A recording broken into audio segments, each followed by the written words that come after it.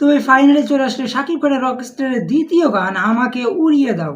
প্রথম গান ছিল প্রীতি, সেটা অনেক ভালো লাগছিল আমার, কিন্তু প্রীতি গান ভালো লাগলেও আমাকে উড়িয়ে দাও প্রীতি গানের থেকে আরো বেশি বেটার লাগতেছে আমার কাছে। কারণ এই গানটা যেইভাবে এনার্জেটিকভাবে গাওয়া হয়েছে এবং শাকিব খানের পারফরমেন্স কি যে দুর্দান্ত ম্যাচ করছে এই গানের সাথে, জাস্ট বলার ভাষা রাখে না। শাকিব খানের এখানে আমরা কিছু পারফরমেন্স দেখতেছিলাম, সে গান গাচ্ছিল, মাথা নাচতেছিল, লাফাচ্ছিল, মানে তার এনার্জি যে কি পরিমাণ, মানে ভাই পুরাই এনার্জেটিক পারফরমেন্স, দুর্দান্ত ছিল। এবং শাকিব খান যে জায়গায় বসে গান করতেছে, সেট ডিজাইনটা দেখো একদম রিয়েলিস্টিক, একদম আসল কনসেপ্ট বানিয়ে ফেলছে তারা।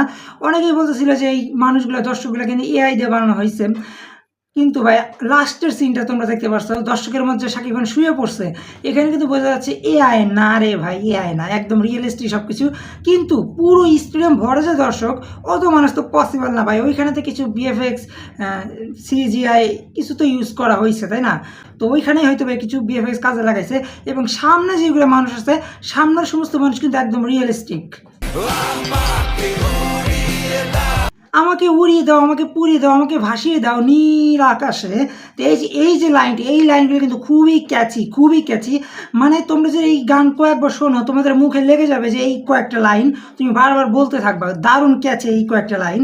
কিন্তু তারপরে যে আরও কিছু লিরিক্স বলে, সেইগুলো অতটা ক্যাচি না, অতটা তোমরা বলতে পারবে না, কিন্তু এই যে কয়েকটা লাইন খুবই ক্যাচি। এই গানে আমরা শাকিব খানের যেই পরিমাণ পারফরমেন্স দেখছি, যেই পরিমাণ এনার্জেটিক পারফরমেন্স দেখছি, জাস্ট আনবিলিভেবল, পুরাই মাথা নষ্ট। এই গানটির ভিতরে আমার একটু খারাপ লাগা আছে, সেটা হলো গিয়া যখন গান বলতেছিল, সিঙ্গার যখন গান বলতেছিল এবং শাকিব খান যখন লিপসিং করতেছিল, সেইখানে কিছুটা অমিল ছিল, সব জায়গায় না, মানে কিছু জায়গায় আমার মনে হচ্ছে যে শাকিব খানের লিপসিংয়ের সাথে মিলতেছে না, মানে আগে পিছিয়ে হয়ে গেছে একটু, এরকম মনে হচ্ছে আমার। এটা কিন্তু মিউজিক টাইপের একটা মুভি, এটা কিন্তু পুরো ফিল্মই একটা মিউজিক একটা ফিল্ম। তো এই ফিল্মে যদি মিউজিকের উপরে একটা ফিল্ম, এই ফিল্মে যদি আমরা লিপসিংয়ের সমস্যা দেখি, একদম একটু হালকা পাতলা যদি একটু আমরা কম বেশি দেখি, এটা অনেক কিছু ভাই, এটা অনেক খারাপ ধরার মতোই। বাট সবাই কিন্তু এটা ধরতে পারবে না, যে লিপসিং মিলতেছে কিনা।